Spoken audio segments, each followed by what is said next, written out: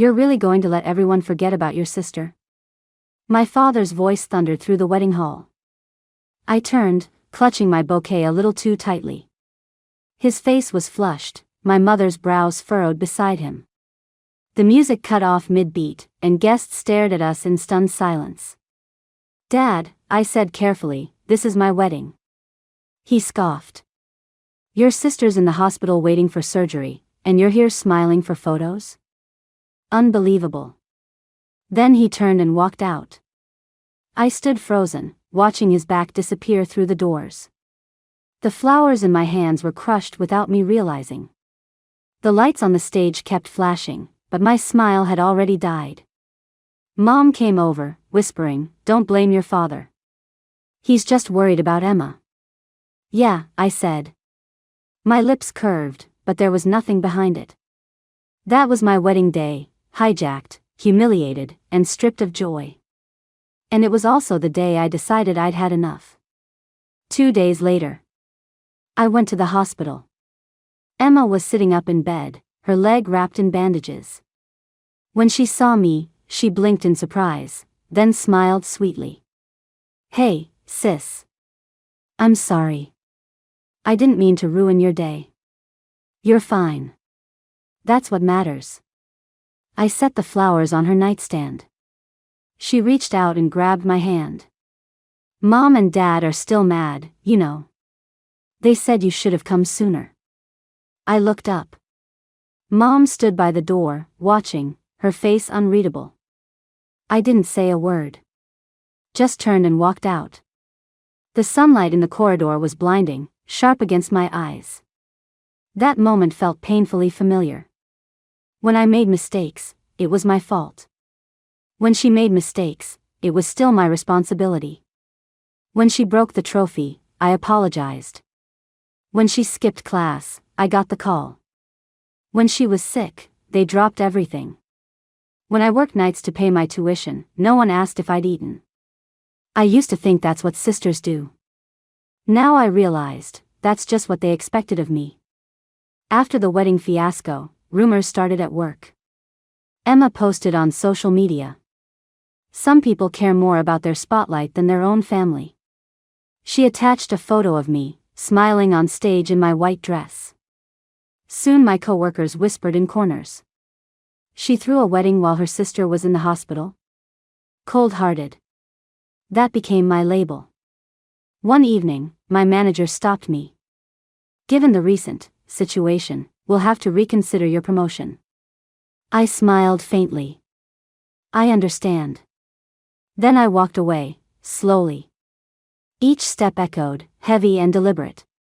If I kept swallowing this, I thought, I'd choke on my own silence. That night, Mom texted.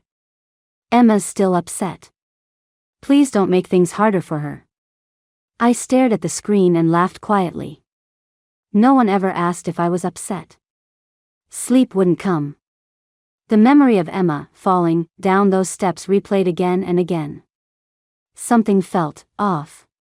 The next morning, I went to the building office. Frank, the manager, hesitated before pulling up the footage. On the screen, Emma looked around, checked the angle, placed her hand on the railing, and stepped backward. All by herself. My breath caught. My palms went cold. She staged it. I asked Frank for a copy, thanked him, and walked out without another word. Outside, the wind was sharp, cutting through my coat. I knew then, I wouldn't stay quiet this time. I began collecting everything. Her posts, the comments, the lies. And now, the proof of her fake fall.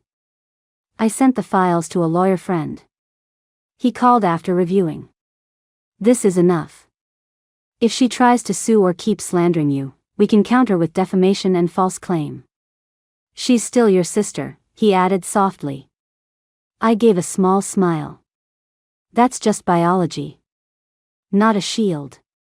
A few days later, Mom called, "Come home. We need to talk." The living room was tense, the air thick.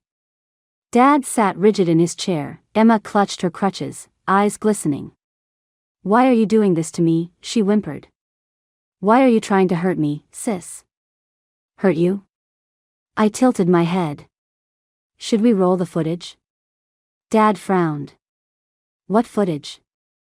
I tapped my tablet. The TV came alive, Emma pretending to fall. The room went dead silent. This isn't me, she screamed, trying to snatch it away. I stepped back. The camera doesn't lie. Dad's face turned pale. Mom's voice shook. Emma, is this true? She burst into tears. I just wanted someone to notice me. That day, everyone was looking at her. No one looked at me. Dad slammed his palm on the table. The sound cracked like thunder.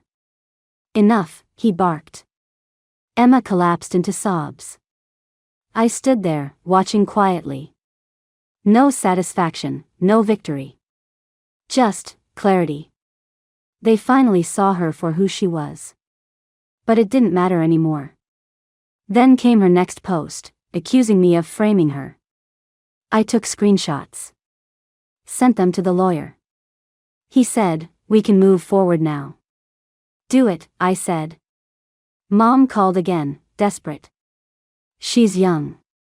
Don't ruin her life. When you all ruined mine, I asked, did you care how old I was? She had no answer. When the news broke, the footage, the posts, the lies, public opinion flipped overnight. Emma's accounts were flooded with hate, then shut down entirely. Dad was whispered about at work. Mom stopped going out. Then one night, Emma texted me. I'm sorry. Please, don't sue me. I typed back 2 words. Too late. At the hearing, she sobbed through the whole session. I wore black, said nothing unnecessary. When the judge ruled, false claim dismissed, public apology required, and damages to be paid, she turned toward me, trembling. I'm sorry, sis. I really am. I met her eyes. So am I. For not seeing you clearly sooner. Her face froze, the tears stopped midair. Our parents sat in the back, silent. I walked out of the courtroom, into the blinding sunlight. For the first time, it didn't hurt my eyes. A few months later, I quit my job and moved away. New city. New number. No contact. A friend asked, don't you feel empty? I thought for a moment. No, I said. For once, I'm living as myself, not someone's shadow. Because sometimes, revenge isn't about making them hurt.